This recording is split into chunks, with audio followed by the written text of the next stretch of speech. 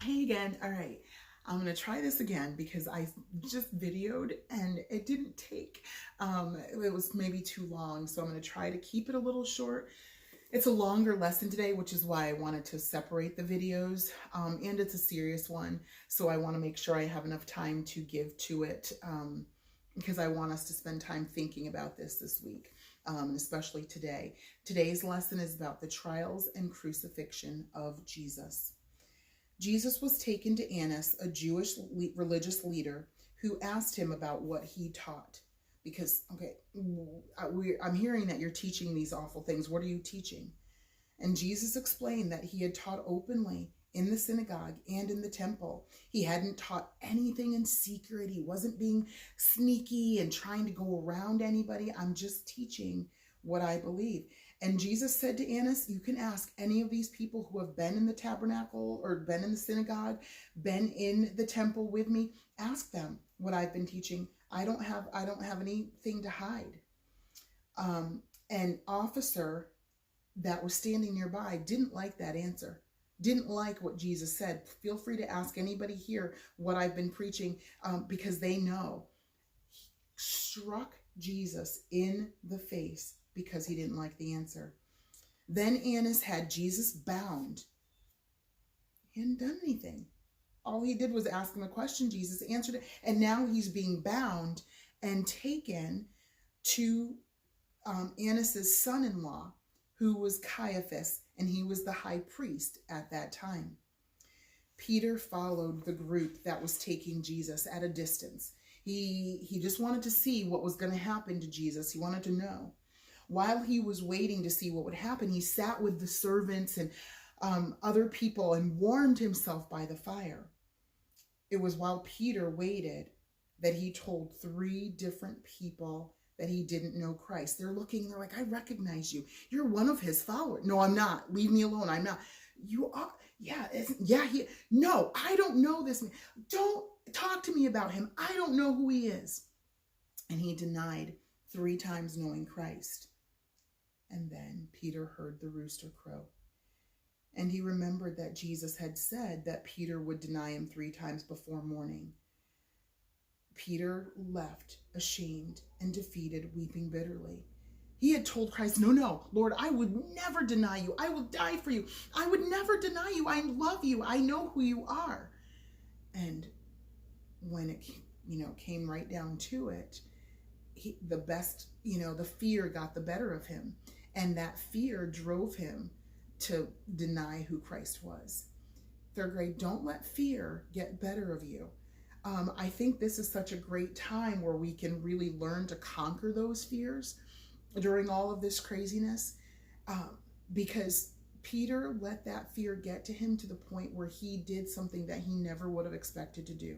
He denied Christ. We can use our fear to maybe take us to different heights.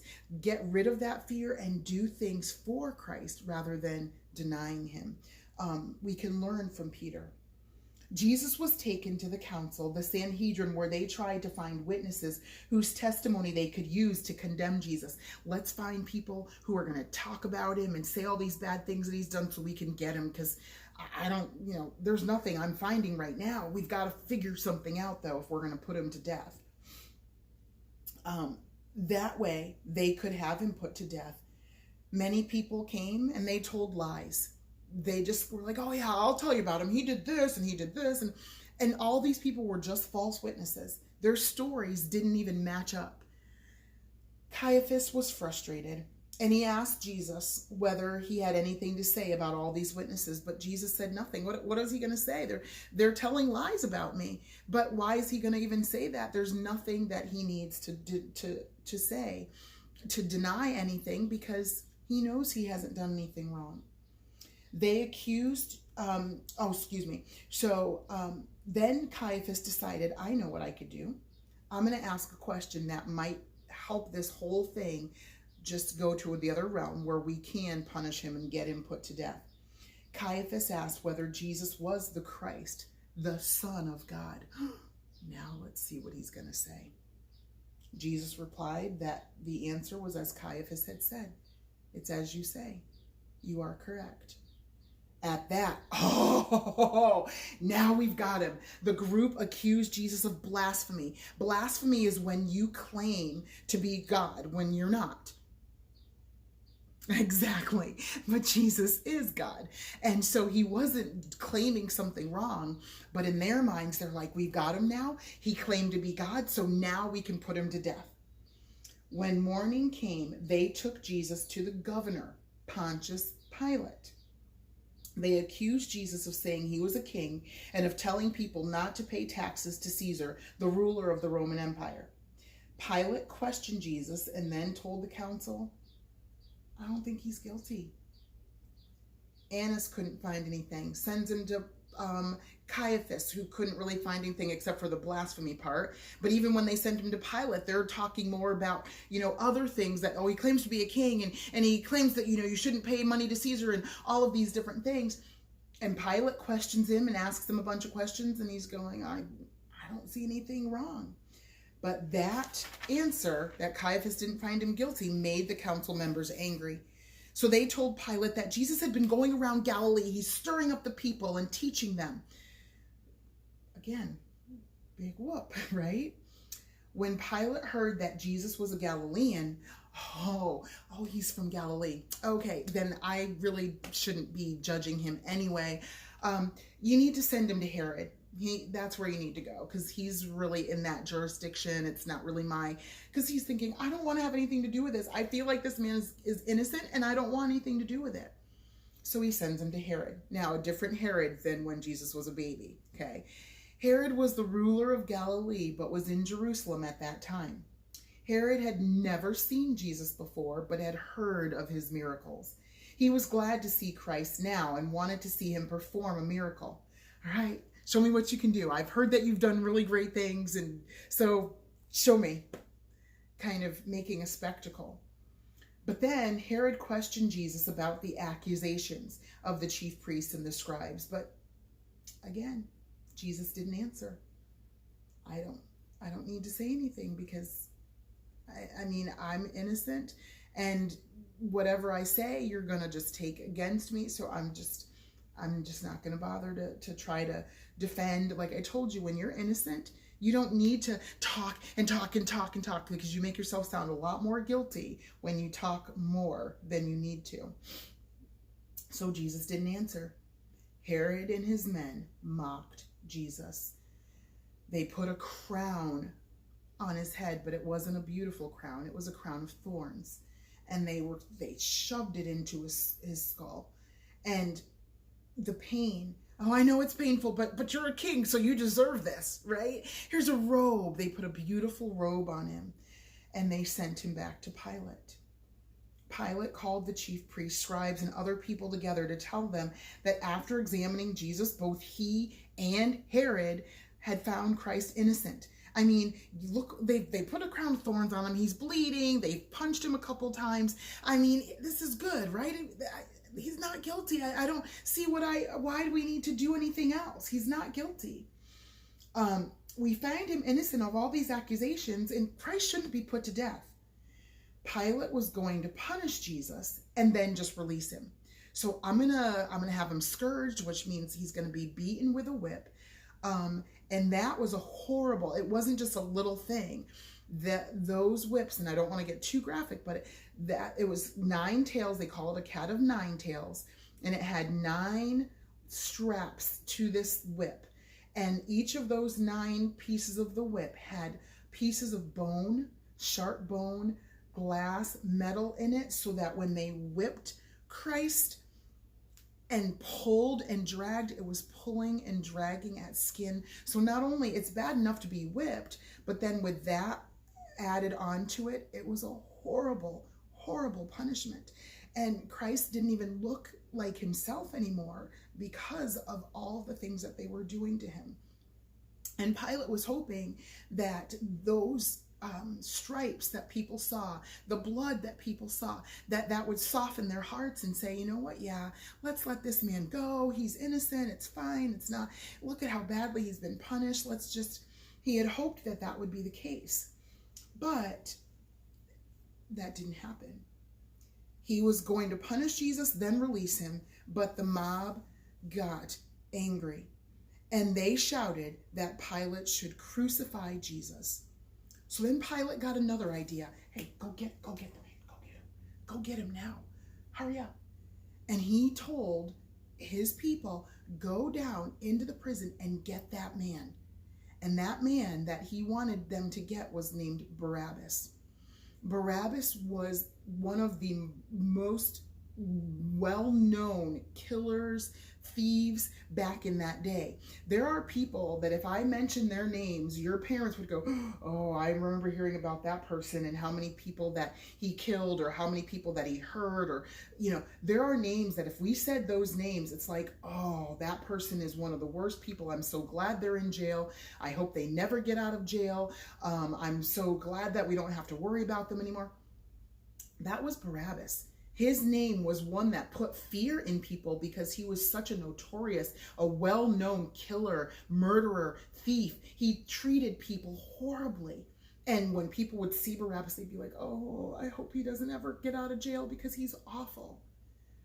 So Pilate had a great idea. I'm going to put Barabbas next to Jesus. First of all, he's bleeding, he's bruised, he's innocent. He hasn't done anything compared to what Barabbas has done. Barabbas has killed some of these people's kids, their parents, their wives, their husbands. He's stolen from them. They'll want Barabbas to be put to death, and they'll let me send Jesus free. So this is a perfect plan. And when Pilate put Barabbas and Jesus together, the crowd cried out that Pilate should release Barabbas, that murderer, and crucify Christ. Crucify him! Crucify him! We think he's guilty. Crucify him. Pilate told them that there was no reason to put Jesus to death since he was innocent. Pilate was just going to let Jesus go, but the crowd was angrier than ever, and they kept the pressure on. No, crucify him. What did I tell you? What did I tell you yesterday? We started off the week with, yes, praise him, blessed be the God who comes in the name of the Lord. Hosanna to the Son of the highest. They're praising him. And just a few days later, they're begging and pleading and screaming for him to be crucified in the worst way. The crowd was putting the pressure on, and finally Pilate gave in to their demand. Fine, because he didn't want to be hurt himself. They were starting to threaten him. Fine, crucify him. Let's get ready to crucify him. But Pilate brought out a bowl at that moment, and he washed his hands in that bowl, telling the crowd, I'm not going to be responsible for his blood. His blood is not on my hands. I wash my hands of him. And his blood is going to be on your heads. You're going to be responsible for putting him to death, not me, because I think he's innocent. And they're like, that's fine. Let his blood be on our heads and our kids' heads. We don't care. We want him crucified. Then Pilate released Barabbas, the murderer, and turned Jesus over to be crucified. After being accused, questioned, beaten, and forced to wear the crown of thorns, Christ was then given his cross to carry up the hill called Calvary. At one point, because Jesus was so bruised and hurt and tired, he fell under the burden of that cross. The soldiers picked a man, just a random man from the crowd, Simon of Cyrene, and they had him carry the cross for Jesus. When they arrived at Golgotha, the place where Jesus was to be crucified, they nailed his hands and feet to the cross. They offered him vinegar to drink, but Jesus refused it. People mocked him as he hung on that cross. They made fun of him as he's there bleeding and bruised for them. They made fun of him. He could have gotten down. He could have jumped down and said, now, see, proof to all of you. But that's not what his intention was. He knew he was going to go to that cross, and he knew he was going to stay on that cross for you and me and for all of the world. And maybe this is an opportunity for us to tell all of the world and for all of the world to know what Jesus did for them so that they can come to him. He doesn't want anybody to perish. He doesn't want anybody to die without knowing him. And this is our opportunity to share him with others. He could have gotten off that cross. He could have said, God, take me down. I'm done. I'm not doing this. but he didn't. He did that for you and I. There were even two thieves that were crucified with Christ. One that did believe who he was, and the other who didn't. After several hours, Jesus cried out with a loud voice, my God, why have you forsaken me?" God had turned his back on Jesus because all of our nasty sins were laid on Jesus that moment. And Jesus was so laden and burdened. He had never sinned. He didn't know what that feeling. When we feel that guilt and that from when we've lied, been deceitful, when we've been unkind, when we've been lazy, when we've not been doing our best, when we've cheated, when we've stolen, all those things, we have that feeling. He never had that because he lived a perfect, innocent life. And now he's feeling all of that for the first time, but millions of times over. And then God himself is going, I can't even look at you because you are so disgusting with sin. And he cried out, I'm sorry, God, why have you forsaken me? It's so hard right now. It's everything on me at once. And then he said, it is finished. And he gave up the ghost and he died. I want us to just take a moment, and we already know. We know the story doesn't end here, but that's where our story is going to end for today. And I want you to take time to feel that, that presence of Christ right now and realize what he did for you, and to kind of have a sober moment where you're remembering what Jesus Christ did and how he died for you because he loves you. And don't let that be in vain. If any of you don't know Christ, then please talk to your parents and talk to them about it, because that's such an important thing for you to know, that one day you'll be in heaven with him because he died for you, because he loves you so much. And none of this takes, was taken as a surprise. God wasn't, oh no, what happened? My son died. I didn't mean for that to happen. Oh no, there's a pandemic all over the world in 2020. I didn't know that was going to happen. God never says that. He already knew. That was his plan. Just like this, oddly enough, is his plan. We don't understand the plan, but he knows, and he understands it better than we ever could. So instead of trying to buck against it or complaining about it or whatever and trying to figure it all out, just rest in his plan. Because this plan that went down where Jesus died, it became something beautiful for us, because now we know we have eternal life. This can be something beautiful for us to grow from as well. So think about what you can learn from it. What's the Lord trying to teach you today?